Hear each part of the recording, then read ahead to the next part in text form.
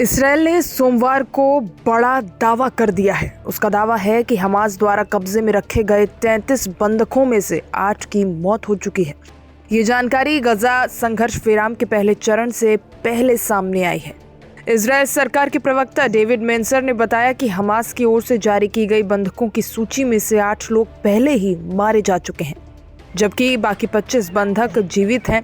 Israel को Hamas से बंधकों की स्थिति के बारे में जानकारी मिली है। आपको बता दें, ये घटना 7 अक्टूबर 2023 को शुरू हुए संघर्ष के बाद की है, जब हमास ने इजरायल पर हमला किया था, जिसमें लगभग 1200 इजरायली नागरिकों की जान गई और 250 लोगों को बंधक बना लिया गया।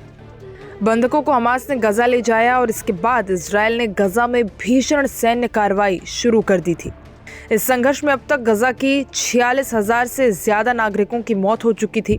साथ ही गजा की लगभग 90% आबादी विस्थापित हो चुकी है और वहां भूखमरी का संकट भी गहरा चुका है।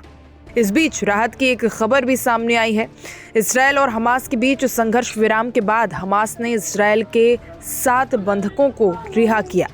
इसके बदले इसराइल ने 300 से ज्यादा फिलिस्तीनी कैदियों को रिहा किया है।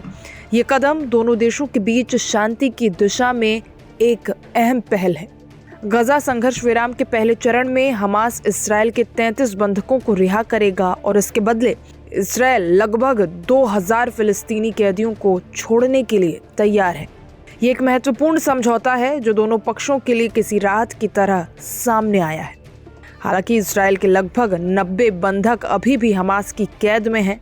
माना जा रहा है कि इनमें से 1/3 की मौत हो चुकी है। साथ ही गजा की स्थिति अब भी बेहद गंभीर है।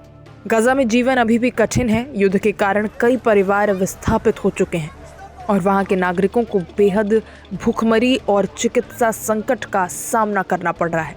इस संघर्ष विराम का पहला चरण मार्च तक जारी रहेगा और दोनों पक्ष उम्मीद कर रहे हैं कि ये शांति की दिशा में एक अहम कदम हो सकता है। हम इस घटनाक्रम पर लगातार नजर बनाए हुए हैं। आगे की और भी अपडेट्स के लिए बने रहिए लाइव हिंदुस्तान के साथ।